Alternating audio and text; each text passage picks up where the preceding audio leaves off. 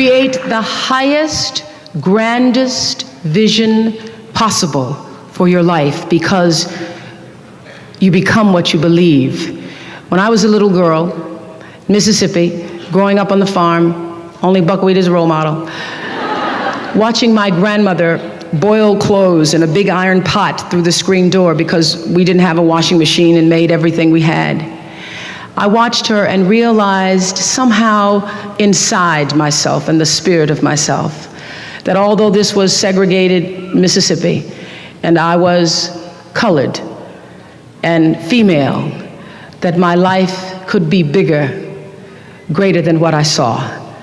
I remember being 4 or 5 years old. I certainly couldn't articulate it, but it was a feeling, and a feeling that I allowed myself to follow. I allowed myself to follow because if you were to ask me what is the secret to my success, it is because I understand that there is a power greater than myself that rules my life. And in life,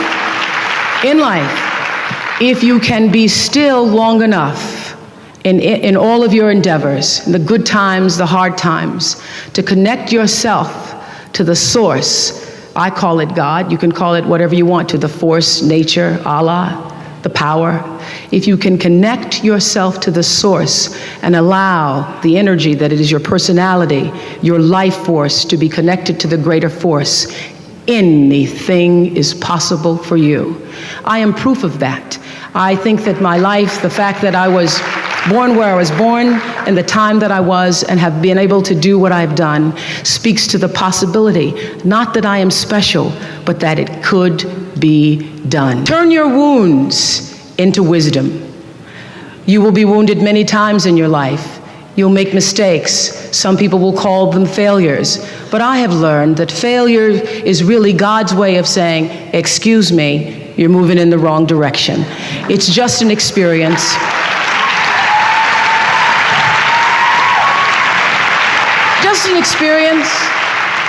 Just an experience. I remember being taken off the air in Baltimore, being told that I was no longer being fit for television and that I could not anchor the news because I used to go out on the stories.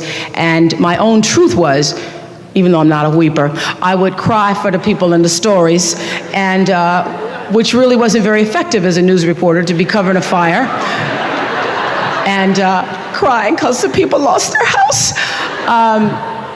And it wasn't until I was demoted as a on-air anchor woman and thrown into the talk show arena to get rid of me that I allowed my own truth to come through. And the first day I was on the air doing my first talk show back in 1978, it felt like breathing, which is what your true passion should feel like. It should be so natural to you.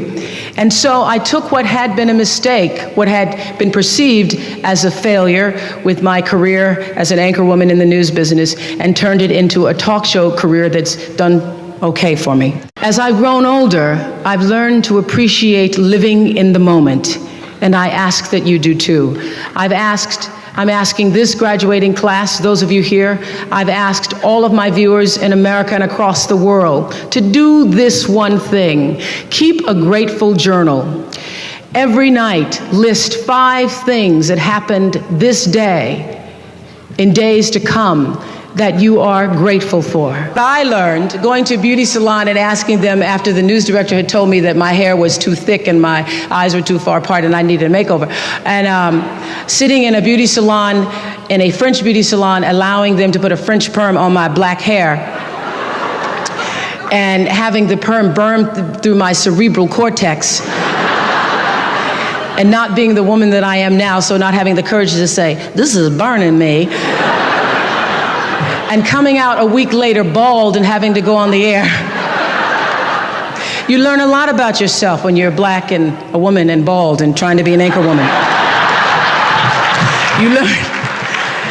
You learn you're not Diana Ross, and that you're not Barbara Walters trying to be. I was at the time. I had a lot of lessons. I remember going on the air many times and not reading my copy ahead of time.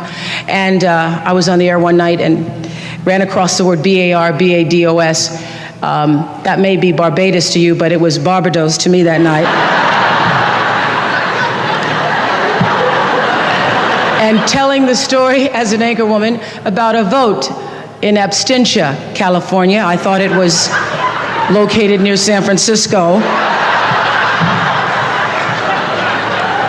And one of the worst, this is when I broke out of my Barbara shell, because I'm sitting there crossing my legs, trying to talk like Barbara, be like Barbara.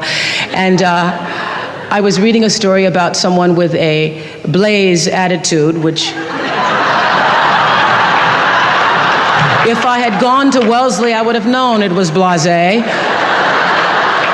And I started to laugh at myself on the air and broke through my Barbara shell, and had decided on that day that laughing was okay, even though Barbara hadn't at that time.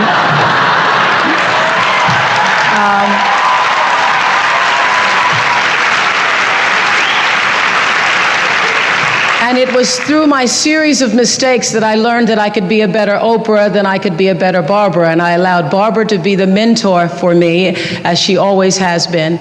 And I decided then to try to pursue the idea of being myself. And I am just thrilled that I get paid so much every day for just being myself. But it was a lesson long in coming, recognizing that I had the instinct, that the inner voice that told me that you need to try to find a way to answer to your own truth was the voice I needed to be still and listen to.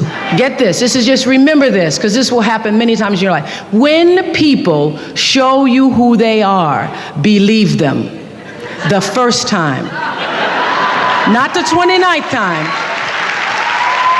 That's particularly good when it comes to men's situations, because when he doesn't call back the first time, when you're mistreated the first time, when you see someone who shows you a lack of integrity or dishonesty the first time, know that that will be followed by many, many, many other times that will, at some point in life, come back to haunt or hurt you.